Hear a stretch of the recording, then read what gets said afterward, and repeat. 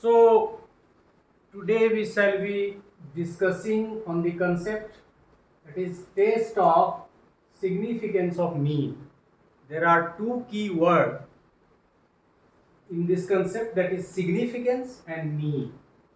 So the entire meaning of this concept is that we shall be able to measure whether two means are significantly different to each other or not, and in the process so many statistical treatment we shall be discussing. मतलब दो मध्यमान के बीच में सार्थक अंतर है या नहीं, इसकी जांच हमारे रिसर्च का और हमारे स्टैटिस्टिक्स का बहुत इंपॉर्टेंट एस्पेक्ट है, और आज हम उसी पे डिस्कस करेंगे। डिस्कशन में कई पार्ट्स में हम लोग इसकी चर्चा करेंगे। पहले हम लोग एस्टिमेशन को डिफाइन करेंगे, एस्टिमेशन होता क्या है, और उस क्रम में inference, confidence limit, sampling error, sample population, statistics parameter वगैरह की थोड़ी चर्चा करेंगे। फिर हम लोग standard error of mean as a concept को डिस्कस करेंगे। स्टैंडर्ड एरर ऑफ मीन को निकालने के तीन तरीके को के बारे में हम लोग लर्न करेंगे, और तब एक स्टैटिस्टिकल ट्रीटमेंट के बारे में जानने की कोशिश करेंगे कि टी टेस्ट होता क्या है। और फिर जो तीन तरीके हम सीखेंगे स्टैंडर्ड एरर ऑफ मीन के निकालने का, उनकी मदद से हम टी टेस्ट निकालेंगे, अलग अलग आइडियल प्रॉब्लम लेके, मॉडल प्रॉब्लम लेके।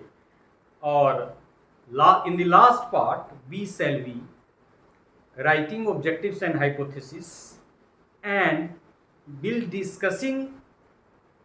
discussing that how we apply t-test in order to test the hypothesis, and this is the main implication for research point of view. तो हाइपोथेसिस को बनाना, ऑब्जेक्टिव को बनाना, और मुख्य रूप से टेस्ट तो हम लोग हाइपोथेसिस का ही करते हैं। तो hypothesis testing with the help of t test. तो इतनी बातें आज हम डिफरेंट पार्ट में करेंगे। So we shall start under the head estimation.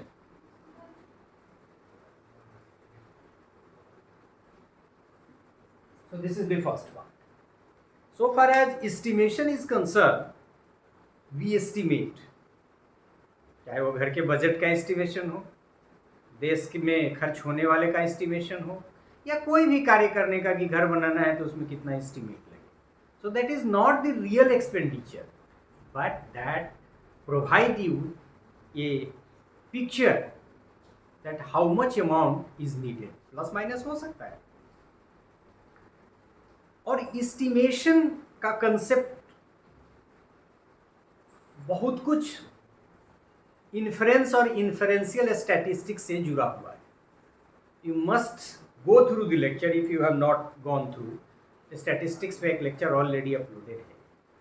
Types of statistics में inferential and different types of statistics, मुख्य रूप से इन्फ्रेंशियल एंड डिस्क्रिप्टिव स्टैटिस्टिक्स। तो इन्फ्रेंशियल स्टैटिस्टिक्स का मतलब क्या है कि हम छोटा लेके और बड़े लार्जर ग्रुप को प्रेडिक्ट कर सकते हैं, और उसी से जुड़ा हुआ है सैम्पलिंग एंड पॉपुलेशन का कंसेप्ट। और फिर इसमें एक कंसेप्ट ये भी है कि यहाँ पॉपुलेशन है, इस पॉपुलेशन में से हम लोग सैंपल निकालते हैं। इस पॉपुलेशन का जो स्टैटिस्टिक्स है मेजर करते हैं, उसको हम लोग पैरामीटर बोलते हैं। और जो ये सैंपल को मेजर करने के लिए जिस स्टैटिस्टिक्स का इस्तेमाल करते हैं, उसको हम लोग स्टैटिस्टिक्स बोलते हैं। मतलब यदि इसका मीन निकालें तो इसको पैरामीटर बोलेंगे, लेकिन यदि इसका मीन निकालेंगे तो इसको स्टैटिस्टिक्स मिलेंगे। और एस्टिमेट यही करते हैं कि पॉपुलेशन से सैंपल निकाल के उस पर स्टडी करते हैं, और इस सैंपल की मदद से पॉपुलेशन को एस्टिमेट करते हैं। क्योंकि इतना यदि लेंगे तो बहुत टाइम टेकिंग हो, सब नहीं ले सकते हैं entire population. So let us start with inference. What is the meaning of inference? मतलब ड्रा कर सकते हैं। The primary objectives of statistical inference, मतलब inferential statistic you can say, is to enable us to generalize from a sample to some larger population which sample is a part. वही बात हमने कही कि ये पॉपुलेशन में से सैंपल निकाला और सैंपल के आधार पे कुछ स्टडी की और इस स्टडी को पॉपुलेशन के लिए जनरलाइज की. This is the beauty of the inferential statistics. This is the strength of inferential statistics. And so the concept estimation is directly related to inferential statistics, you can say. Computed from such difference in the composition of our samples, means and standard deviations, computed from such group tend to be sometimes larger and sometimes smaller than their population values. It means जब हम population में से, ऐसा तो नहीं है कि एक ही सैंपल निकाल सकते हैं, कई सैंपल निकाल सकते हैं. यदि हमने 10 सैंपल निकाला और 10 का मीन और स्टैंडर्ड डेविएशन निकाला तो सब एक तो होगा नहीं, कुछ छोटा होगा कुछ बड़ा होगा.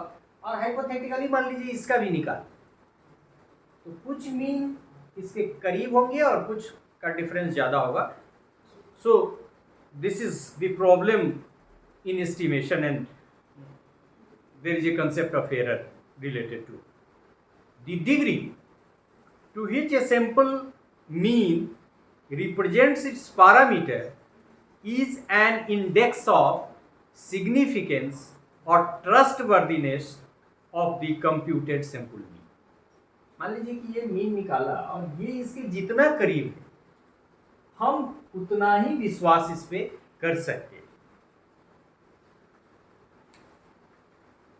The basic principle underlying all inferential statistics is that samples are representative of the population from which they come.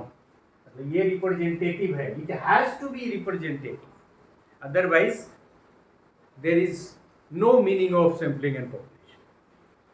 The most direct application of this principle is the use of sample values as estimators of the corresponding population values, that is using statistics to estimate parameter. जैसे ये mean, इसका mean निकालते हैं population का तो इसको parameter कहेंगे. यदि हम सैंपल इसमें से निकाल रहे हैं उसका मीन निकालते हैं तो उसको हम लोग स्टैटिस्टिक्स कहेंगे. So the purpose is to estimate this mean, this parameter mean. मतलब पैरामीटर इसलिए कि ये मीन है लेकिन पैरामीटर है क्योंकि ये पूरे पॉपुलेशन का मीन है और ये मीन है लेकिन ये सैंपल का है तो इसको स्टैटिस्टिक्स है. So within the process of estimation what we do, we try to estimate this population, this parameter with the help of this sample और this statistics. You can see suppose mean, तो इस mean से इस mean को estimate करते हैं and the process is known as estimation. So if we define estimation, we can conclude that this process of estimating parameters by statistics is called estimation. So estimation is a process with the help of which we estimate this population with the help of sample or we estimate this parameter with the help of this statistics. So this is estimation we have defined. The inferential process of using sample data to estimate population parameters is called estimation. Anyway, you can define, but it is more important to understand the meaning of the concept estimation. If you understand, you can easily define in your own words, and that is the purpose of the lecture. There are two ways of estimation. There are two ways and those two ways are being adopted to estimate. Number one is, you must know and must note down, that is point estimate. इसको बोलते हैं point estimate. The another is, we shall be defining, the another is interval estimate. और इससे भी आप meaning gather कर सकते हो. Using a single number point, using a single number as estimate of any point, and a quantity is very precise. They specify in a particular value, but it takes confidence. मतलब एक ही value लिया, example भी बाद में put करेंगे. Interval estimate using a range of values, यहां से लेकर यहां तक, using a range of values as estimate of an unknown quantity, suppose between 1.5 kg to 2.5 kg weight of a book, is a type of interval estimate. It is not precise like point estimate, but it gives confidence in estimation. मतलब एडजेक्ट है तो confidence थोड़ा कम होगा, यहाँ से यहाँ तक तो अटक जाएगा, आप थोड़ा सा हाइपोथेटिकली भी इसको समझ सकते हैं. So interval estimate are called confidence interval. इसको दूसरा नाम इसका कॉन्फिडेंस इंटरवल भी, कॉन्फिडेंस इंटरवल भी इसको हम लोग कहते हैं. We shall be defining confidence in interval again. So point estimation, we shall take an example, is that which is obtained by direct sample of population. The direct sample of population. For example, mean of a sample is equal to 20.55. Then it is the point estimation of parameter. एक value लिया point. Interval estimate determines an interval and estimates with confidence that population mean will fall with some probability. और उसमें फिर आपने पिछला lecture आप देखेंगे, confidence interval वगैरह पे एक लेक्चर डाला हुआ है, यहाँ विस्तार से हम उतनी चर्चा नहीं करेंगे. तो 95% चांसेस और 99% chances that our sample mean will fall within an interval, suppose 25 to 28. मतलब 95% विश्वास या 99% विश्वास, जिसको हम लोगों ने क्या नाम दिया था, 0.05 लेवल और 0.01 लेवल. सो पॉइंट एस्टिमेशन एक वैल्यू और इंटरवल एस्टिमेशन मतलब एक इंटरवल यहाँ से यहाँ तक. सो this is the meaning. But we apply more in these types of problem the interval estimate. A sample is, थोड़ा सा अब जो हम प्रोसेस करते हैं उसकी कुछ खामी के बारे में थोड़ी सी चर्चा करेंगे, मतलब एरर की तरफ जाएंगे. A sample is expected to be representative of a population, मतलब रिप्रेजेंट करे पूरा, but there always will be some difference between the sample and the entire population.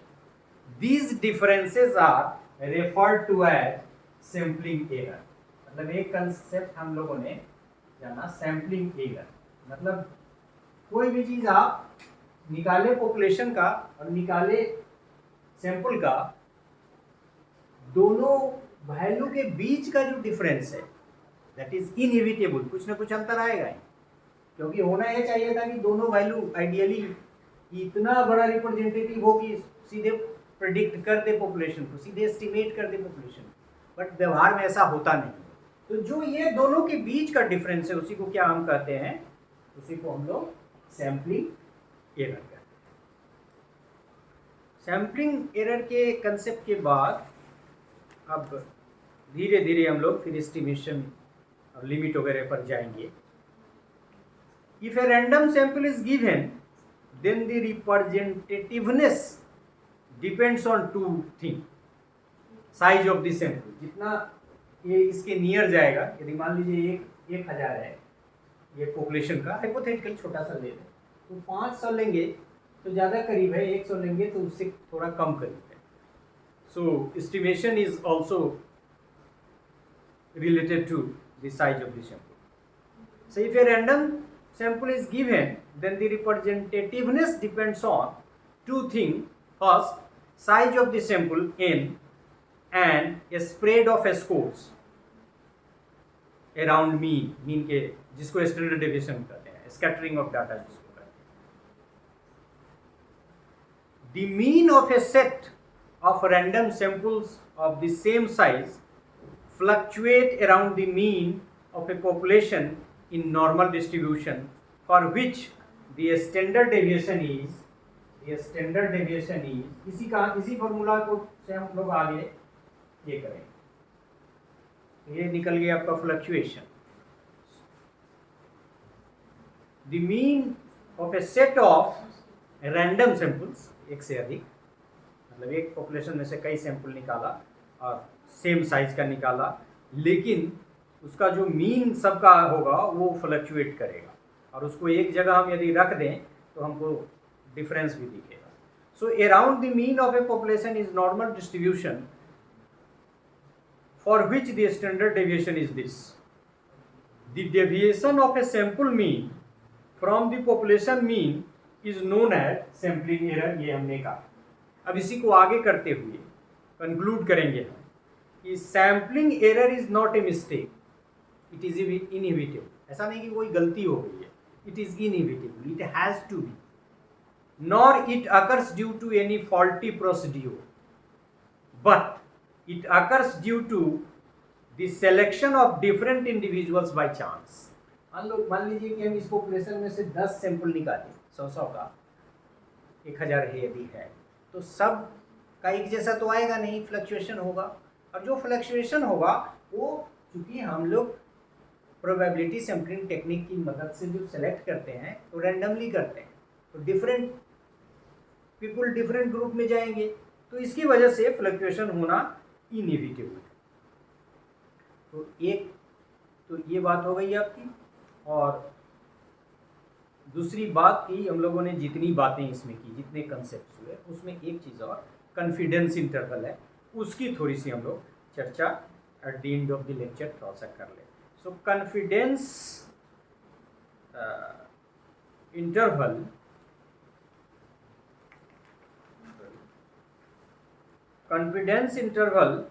when an interval estimate is accompanied by a specific level of confidence probability, it is called a confidence interval.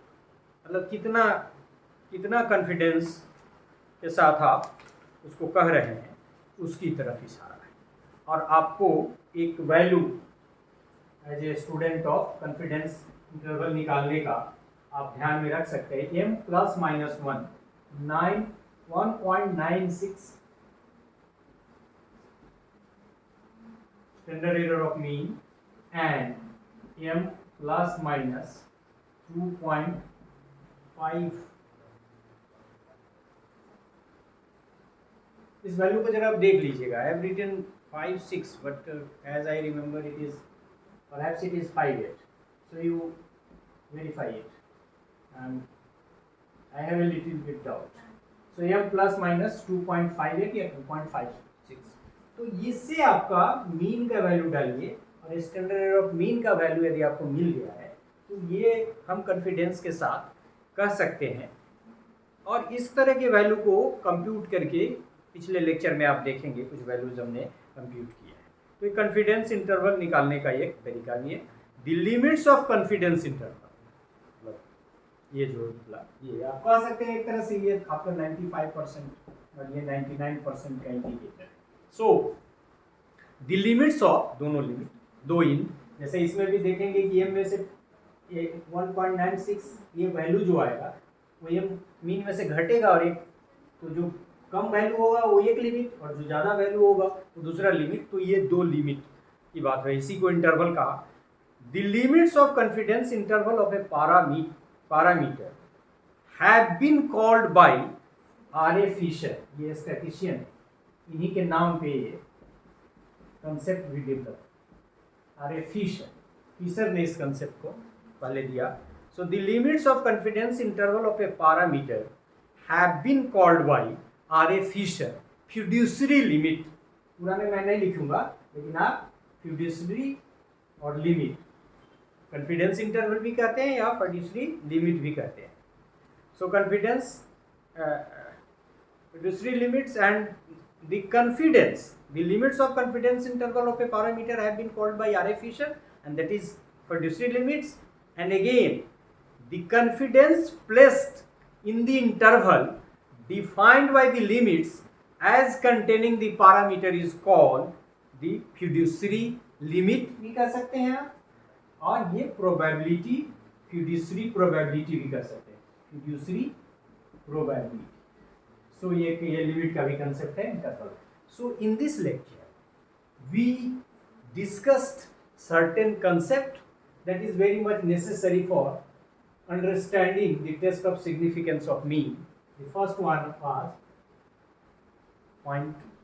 estimation, types of estimation as point estimation and interval estimation, population, sample, parameter, statistics, sampling error, confidence interval, and that is also known as fiduciary limit. So in this part of lecture we have tried to learn the estimation, the need of estimation, and all the related concepts through which we can understand the concept of estimation. So this is all about this part of the lecture. Thank you very much.